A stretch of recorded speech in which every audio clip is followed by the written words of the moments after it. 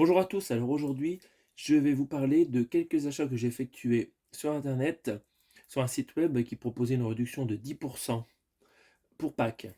Donc dans tous les Blu-ray qu'il y avait en promotion, j'en ai pris tout un paquet du réalisateur Jean-Pierre Mocky, donc réalisateur français qui fait des films depuis très longtemps et dont j'avais déjà 2 films dans ma collection. Donc je vais vous montrer d'abord ce que j'avais en collection. Donc le film qui m'intéressait le plus au départ, c'était l'Albatros. Donc Jean-Pierre Mocky, hein, celui-là j'ai acheté 5 euros sur Blue Cats à l'époque et je l'ai pris parce qu'en fait la musique est de Léo Ferré et je suis un collectionneur de Léo Ferré. Donc l'Albatros, je l'avais reconfiguré avec un boîtier rouge afin que ça soit complètement rouge, hein, avec la jaquette rouge pour ce film, hein. Donc c'est une histoire de politique, c'est assez violent.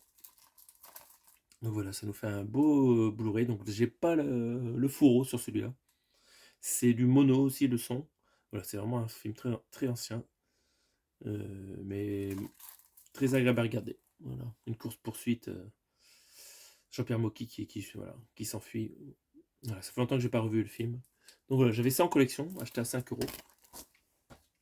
Et il n'y a pas longtemps aussi sur Blue Cat, je m'étais pris celui-là, À mort l'arbitre, avec Michel Serrault, Carole Laure, Eddie Mitchell. Voilà, des super acteurs. Alors ce film-là, je le connais pas du tout.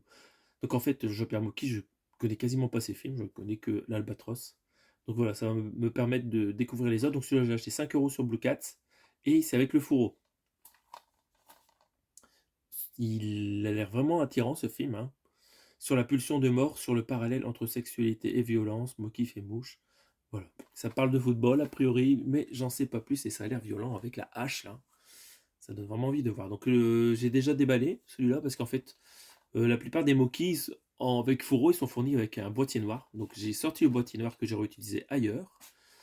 Et pour celui-là, j'ai utilisé le boîtier plastique de Aladdin, le film français récent, là, le film comique, pour le mettre sur celui-là. Et ça, je trouve que ça rend pas mal. Voilà. Le côté or avec le jaune de la jaquette. Vraiment pas mal. Donc il y a des suppléments, hein, sur ces films de Moki là. Entretien avec Éric Leroy, direction du patrimoine cinématographique CNC 2022. Vraiment. Un petit bonus. Donc, hop, à mort l'arbitre. Hop, on remet dans le fourreau. Donc ça, c'est ce que j'avais en collection depuis un bout de temps. Maintenant, je vais vous montrer les achats récents. Opération de Pâques. Donc j'ai pris Le mystère des jonquilles avec Richard Boringer, de Nice, Lavant, Isabelle Nanty. Alors, je ne connais pas du tout, donc la plupart du temps, ça doit être des comédies, c'est des satires. Voilà, il reste plus qu'à les regarder. Donc à chaque fois, c'est avec des fourreaux, hein. Et l'opération de Pâques m'a permis de les avoir, donc pour environ 3 euros. Vraiment, c'est pas cher. C'est du Moki, c'est agréable à regarder. Et à l'intérieur, en plus, il y a un boîtier noir que je vais réutiliser ailleurs, quoi. Puis comme c'est en fourreau, on voit pas du tout on voit pas le disque. Enfin voilà, je vais regarder, je vais essayer de les réutiliser ailleurs sur des jaquettes et des films qui en valent le coup. Comme ça, les 3 euros, ils sont bien dépensés. Film suivant, Calomnie, avec Marius Colucci, a priori la famille à Coluche, Guy Marchand, Agnès Soral, Philippe Duquesne. Voilà, vraiment, c'est vraiment des jolis artworks, hein, chez Moki, vraiment attirant. Un incorruptible au milieu d'un panier de crabes. Une satire politique, voilà. Osée et impertinente. Ça donne envie. Encore un boîtier noir à l'intérieur, une jaquette, 3 euros. C'est un bon coup. Alors, votez pour moi. Donc là, c'est vraiment marrant.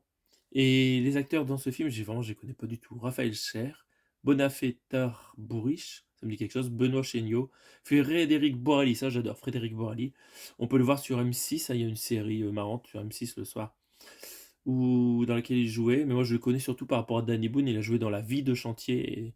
Et d'ailleurs, voilà, dans le film adapté de la pièce La vie de chantier, très marrant, là, avec une maison qui se déglingue de tous les côtés et dont les ouvriers vraiment ils font que des conneries, c'est très rigolo. Il y a Philippe Duquesne dans ce film, donc votez pour moi. Et derrière, bah, il y a une face de fesses, c'est trop bon.